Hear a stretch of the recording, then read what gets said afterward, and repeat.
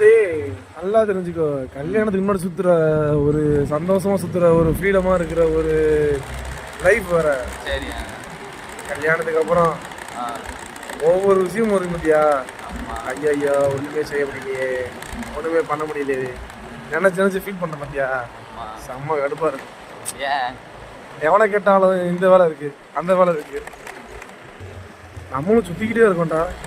நமக்கு பசிச்சா மட்டும் தான்டா ஒரு கடை கிடைக்காது. ஃப்ரெண்டுக்கு யாருக்கா பசிச்சா மட்டும் பாரு, அந்த இடத்துல பூரி இருக்கும், இட்லி இருக்கும், தோசை இருக்கும், எல்லாமே இருக்கும். நம்ம எங்கேயாவது போய் சாம்பார் தான் கூட பரவாயில்ல, சட்னி தான் பரவாயில்ல, ஒன்றும் இருக்காது. என்னடா தம்பி வாழ்க்கை என்னடா செய்ய அப்படியே போயிட்டு இருக்கு. என்னடா பண்ண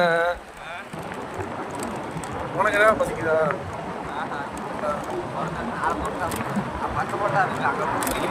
உனக்கு பிரச்சனை இல்லை, நீங்களும் படுத்து தூங்கிடுவ. எனக்கு அப்படியா? காலையில பாரு எந்திரிச்சோடனே எங்க வீட்டில் கேஸ் இல்லை, எங்க அரிசி இல்லை, நீ ஜாலியா இருக்க, உனக்கு என்னப்பா?